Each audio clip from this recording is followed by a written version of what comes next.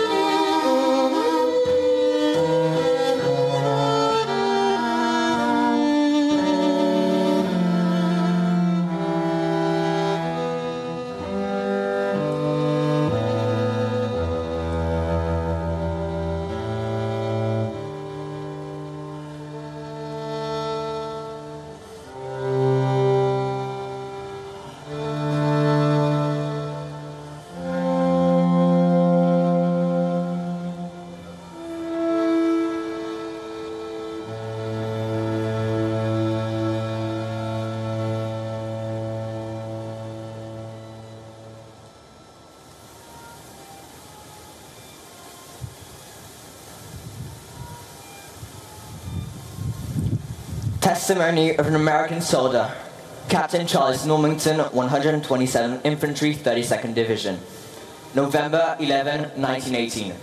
In the parade were hundreds of thousands of soldiers from the US, England, Canada, France, Australia, Italy, and the colonies. Each soldier had his arms full of French girls, some crying, others laughing. Each girl had to kiss every soldier before she would let him pass. There is nowhere on earth I would rather be today than just where I am. I have had many an old French couple come up to me, crying like children, saying, "You grand Americans, you have done this for us?" I only hope the soldiers who died for this cause are looking down upon the world today. The whole world owes this moment of real joy to the heroes who are not here to help enjoy it.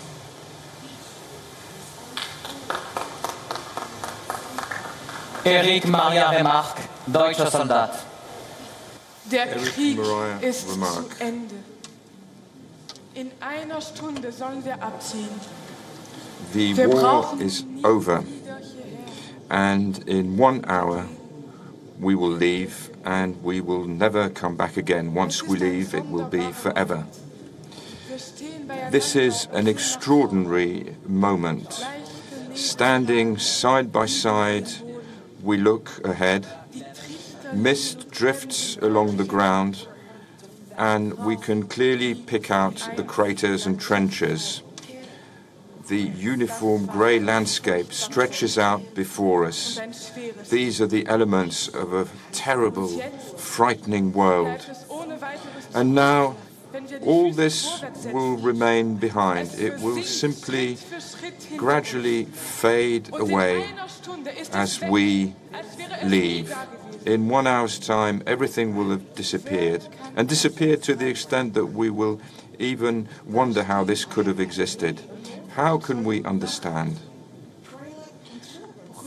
And how we, who, for those of us who are here, who should be laughing and screaming for joy, all we feel in actual fact is a feeling of unease. Témoignage d'une Française, Denise Brûleur. Testimony from a French person. A letter to her fiancé, Pierre Fort, from Denise Brûleur. My darling Pierre, at the very instant when I write to you, in your distant forests of Alsace, you are learning the extraordinary news. The bells here of the churches are ringing out. I'm overwhelmed by happiness. I cannot write. I'm sobbing for joy. I will never, ever be able to convey the emotion and the extraordinary enthusiasm during this first day of armistice. We are overwhelmed, and this extraordinary thought that not a single man will fall henceforth, that the vast expanse of the front is silent.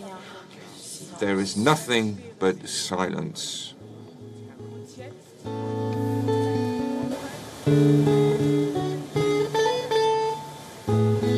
De grosses larmes, en songeant que tout, Big tears as tout est derrière. we reflect that everything is over.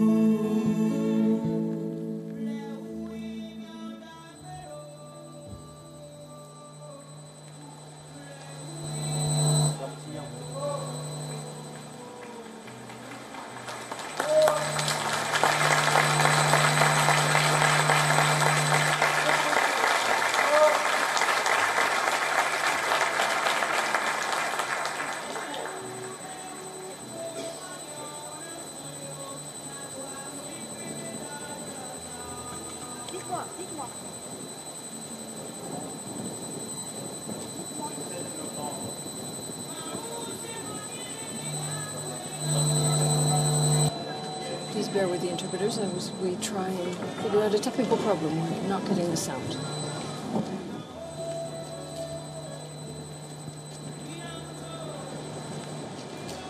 Technical hitch.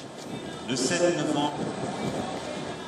November 1918, when bugle player Corporal Pierre Sellier sounded the initial ceasefire at around 10 o'clock in the morning. Many soldiers could not believe it. Then they slowly left their positions, and further away along the front lines, the same bugles repeated the ceasefire and then sounded the last post before the bells spread the news across the entire country. November 11th, 1918, at 11 in the morning, 100 years ago, on the hour, in Paris and all around France, the bugles sounded and the bells pealed. Armistice was being announced. This was the end of 4 long, terrible deaths and fighting. But armistice did not signify peace. And in the East, for many years, devastating wars continued to be fought. Here, on this very day, the French and their allies celebrated their victory. They had fought for their homeland and for their freedom, and for this they had made huge sacrifices and suffered untold hardships. They had experienced a hell that no one can imagine. We should take a moment to bring back into our memory all these fighters, French soldiers from the continent and the colonies around the world, fighters from the Legion, foreigners that had come from the whole world, because for them, France symbolized all that was beautiful in the world. Let us summon the ghosts of Peugeot, the first to have fallen, and Trébuchon, the last who died for France 10 minutes before the armistice. We have teacher Kléber Dupuis, defender of Douaumont, Guillaume Apollinaire, Blaise Sandrard from the infantry of the Foreign Legion, the soldiers from the regiments of the Basque Country, Brittany or Marseille, the Captain de Gaulle that was unknown at the time, Julien Green, the American with his ambulance, Montalon and Giono, Charles Péguy and Alain Fournier, who all fell during the first weeks, Joseph Kessel, who came from Orenburg in Russia, and all the others who are our family, the family that we belong to today, the names of whom can be read off each monument, from the sun-kissed mountains of Corsica to the valleys of the Alps, from the Sologne to the Vosges, from the Pointe du Raz to the Spanish border. One France, rural, urban, bourgeois, aristocratic, working class, where all the colors and where the parish priest and the secularists suffered side by side, and whose pain shaped us during these 4 years of fighting. Europe nearly committed suicide. Humankind had gone down the sinister path of merciless fighting, the kind of hell that devours all fighters, whatever side they might be on, whatever country they hail from. The day after the armistice, the very next day after the armistice, the sinister task of counting the deaths, counting the dead, the wounded, the disfigured, the missing started. Here in France, but also in all the other belligerent countries, families waited for months on end in vain the return of a father, a brother, a husband, a fiancé, and amongst those that were absent, there were also admirable women who worked alongside the soldiers as volunteers. 10 million dead,